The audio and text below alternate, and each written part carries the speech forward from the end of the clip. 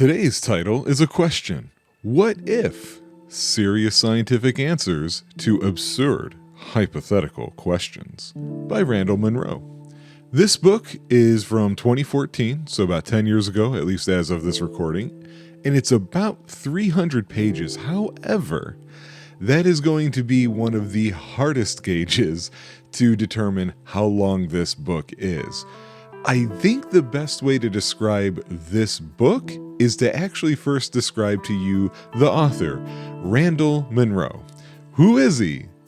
If you're watching this, there's a good chance you know who it is because his name came up in the search or something like that, so you were looking for him to begin with. Imagine, if you will, somebody who is so smart and so successful that they can say they've worked for NASA, that they've done computer programming, engineering, and robotics, and then they decided they need a career change, and that career change would be webcomics of stick figure drawings. Not a joke.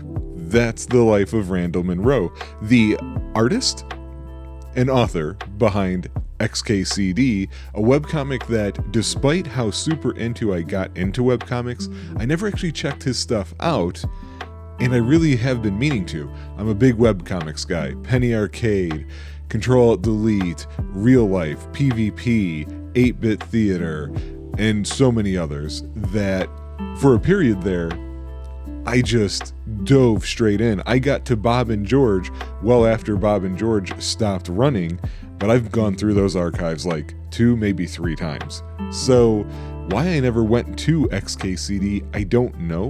I think in my head, I saw the stick figure art and just assumed that it was somebody spoofing the idea of webcomics, never really knowing who Randall Munroe was, or what he did, or the basis of what his comic was. So I think I will be checking him out, at least on XKCD now.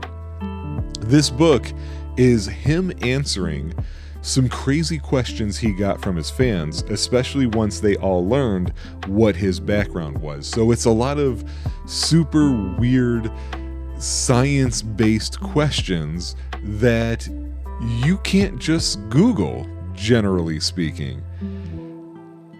I don't want to spend too much time on this book because going into it is so fun, and I will just want to read every single thing. Let me tell you just 2 examples of things I came away with this, and I haven't read this book in maybe 6 years, at least, so it's probably been longer. Some of the things that stick out in my head, it's baseball season right now. I'm recording this in May of 2024, and I know that it would be absolutely horrible for everybody in a very large radius if a pitcher were to throw a fastball at light speed. It sounds like it's a cool thing to do, but really it would cause the death of many. So that's an example of the type of questions and answers you're going to get. Have you ever wondered what might happen to the Earth if everybody got in one place and we all jumped at the same time? He not only answers that question, he goes into telling you how that might lead to the absolute downfall of humanity, not because of what the physics of that all-in-one jump did to the rotation of the Earth, but because of the logistics surrounding it and how it would probably lead to the end of civilization as we know it. It's a fantastically fun book, and he does a really good job through his style of illustrations and his way of explaining things, telling you why these weird questions have these often surprising answers. Now, I tried to go around and look for criticisms, of course, and I ran into a real problem with this one. There were very few criticisms to review at all to begin with. And the ones that were there, I didn't really understand. It mostly had to do with people who didn't like his style of humor. But I don't know what's really not to like about his style of humor. The book is about absurd hypothetical questions.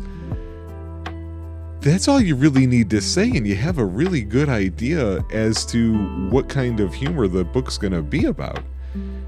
So I don't know what those people were expecting. I almost feel like they saw all the 4 and 5 star ratings and said, you know what, I want people to read my review. Here's 1, 2, or 3. Because it just there's nothing to criticize about this book unless if you don't like what if scenarios. In which case, why are you reading this book? So for this time, I'm tossing these people's criticisms out. Screw them. This book is great. There's for sure one other that is on my list to get at some point, possibly 2 others. And you know what? I am going to have to check out XKCD because now I'm talking about it so much. And since I do love this book to the level that I do, why am I not checking it out to begin with? So I'm going to leave you here so I can go do that. Bye, guys.